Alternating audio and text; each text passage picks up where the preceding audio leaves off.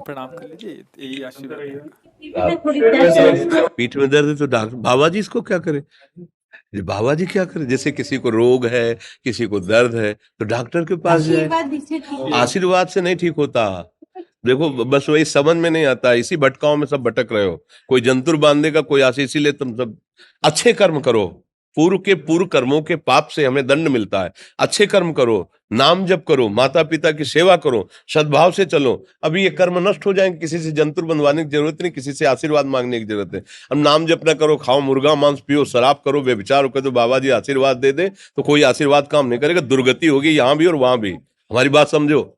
अब जरूर बुरा लगता है, सत्य विषय बुरा लगता है, पर अगर बच्चा सावधान हो जाओगे तो सुखी हो जाओगे। कोई भी हो, हम किसी एक के लिए बात नहीं करते, सबके लिए करते हैं। सब भागते हैं इस बात में कि बाबा जी आशीर्वाद दे, रोग रहित हो जाओ। कभी नहीं होगा, कभी नहीं होगा।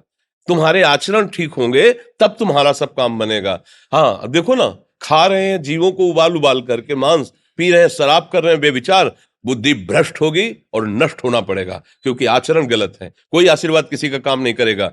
आप अच्छे आचरण करो, माता पिता की सेवा करो, परिवार की सेवा करो, समाज की सेवा करो, नाम जप करो। शरीर में कोई छोटे मोटे कष्ट आवे उनको सह जाओ, आगे चलकर आप देखो कि कैसी उन्नति होती, अच्छा होगा, मंगल होगा। इस ब्रह्म में ना किसी के आशीर्वाद से कुछ हो जाता है। हम आपको पक्की बात बताते हैं कि आज बाबा के यहाँ गए थे यार, पीठ में दर्द कम हो गया।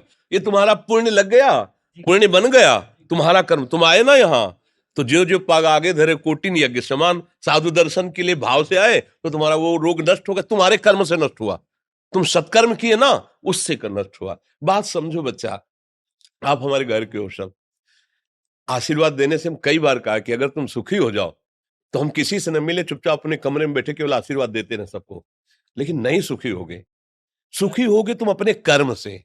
को न काहू के सुख दुख कर दाता, और निज कृत कर्म भोग सुन भ्राता। हे भाई, अपने कर्म का भोग ही आपको भोगना पड़ेगा। कोई भी तुम्हारे कर्म को नहीं मिटा सकता, एकमात्र भगवान। एकमात्र भगवान, मेरी बात मान लेना। उनकी शरण में और नाम जप करो, सब ठीक हो जाएगा। तुम्हारे भजन से होगा, तुम्हारे अच्छे आचरण से होगा, तुम्हारी धार्मिक प्रवृत्तियों से होगा।